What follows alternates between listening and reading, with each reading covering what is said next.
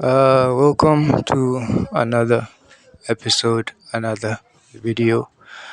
Um, and for today's video, I'm just basically sitting here in my high vibrational self, in my high vibrating thoughts, and I just got a download. Like I mentioned, I am naturally just in a high vibration. I haven't eaten today, and it's now 8 minutes to 12.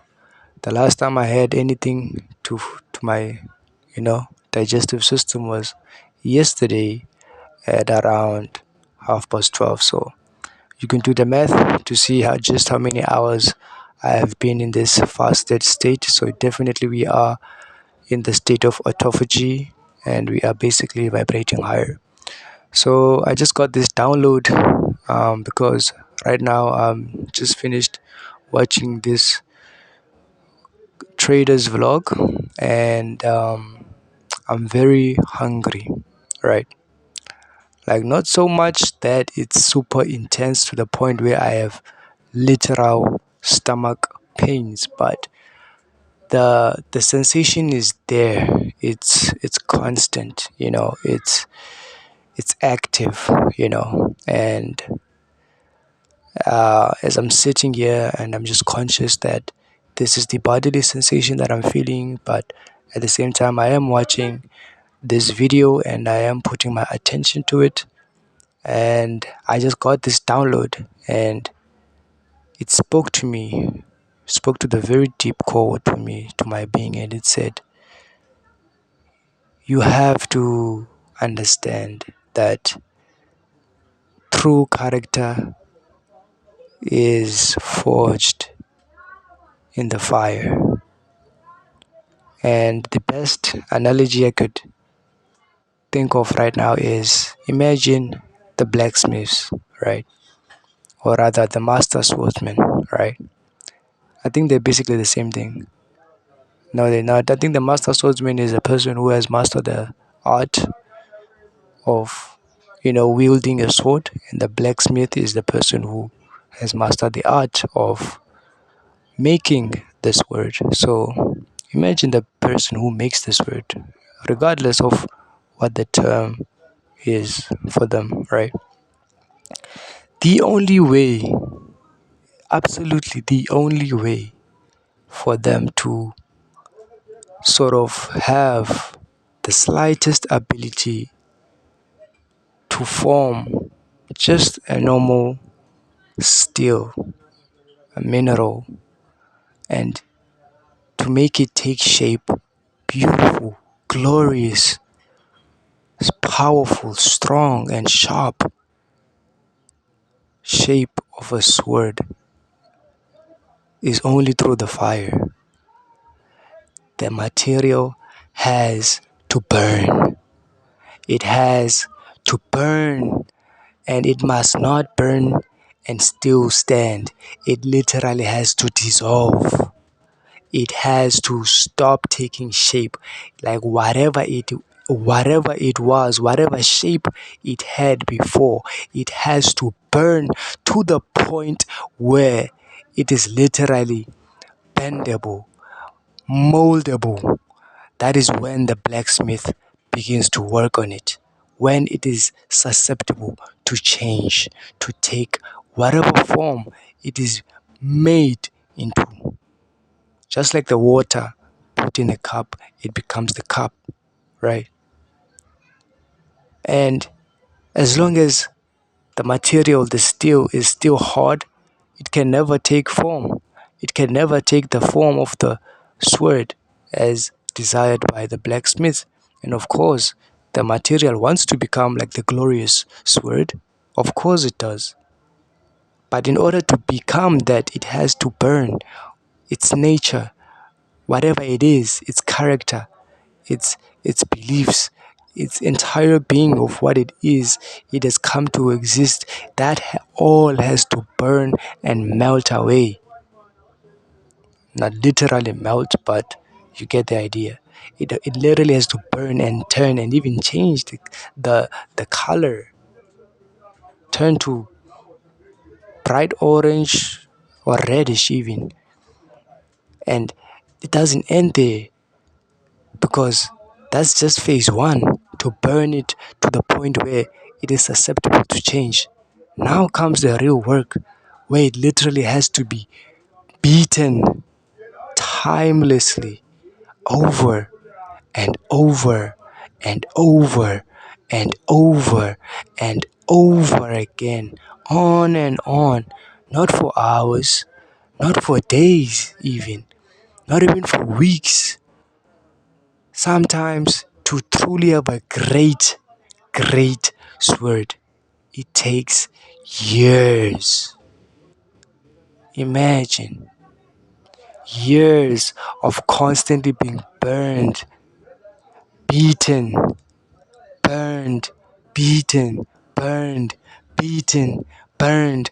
Literally, whatever concept of self you had prior, you lose everything. Everything. Now, this is just an analogy. I don't want to dive deep into the analogy. I want to dive deep into what the thought download was actually saying.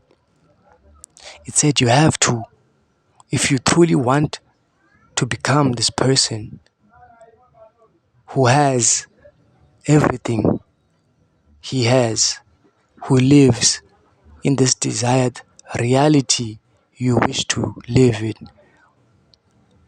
you have to embrace the struggle. You have to embrace the fire. You have to embrace the fire. You have to burn.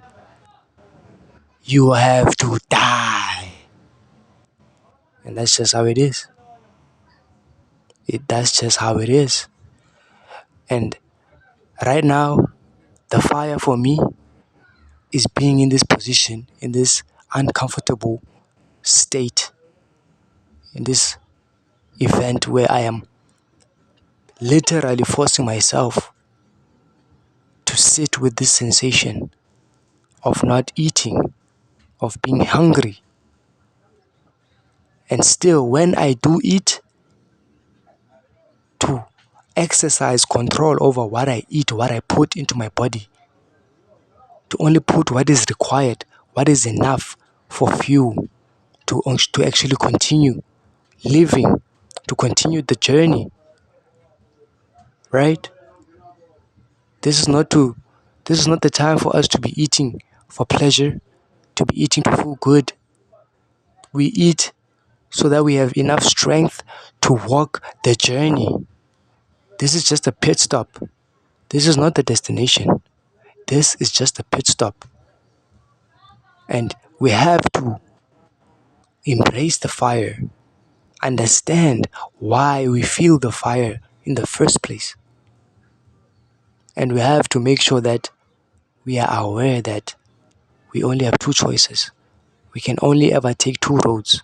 One leads us back down to pleasure, leads us back down to that identity, that old identity, that weak identity, that impulsive, reactive, weak person, right? That death, the road that leads to death but is covered in butterflies. It's decorated with fairies, sweets, milk and honey, but it leads to nowhere but death. Death of will, death of mind, death of spirit, death of ambition, death of creativity, just death. Physical death, spiritual death, complete death.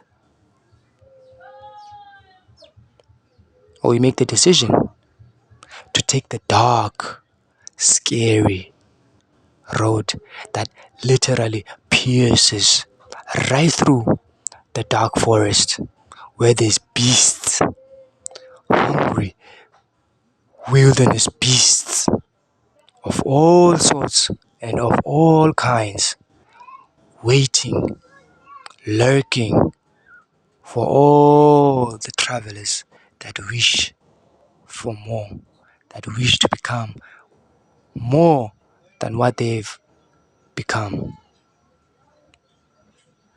and they will do everything in their power to stop you, to show you exactly who you are.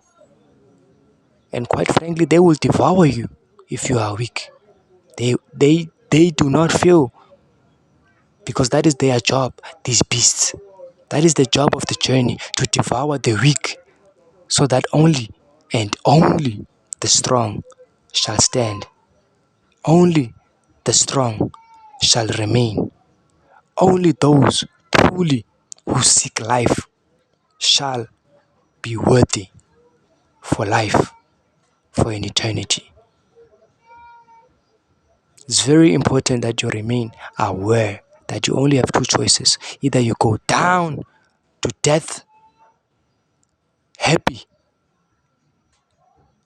or you go up to God, to life for an eternity, through the struggle, through the constant pain, through the constant dread, through the constant hunger, through the constant cold, loneliness, through the constant doubts, through the constant fear, through the constant lack of confidence, lack of strength, and yet you still persist because you know that there is the light at the end, because you know that the night is not forever.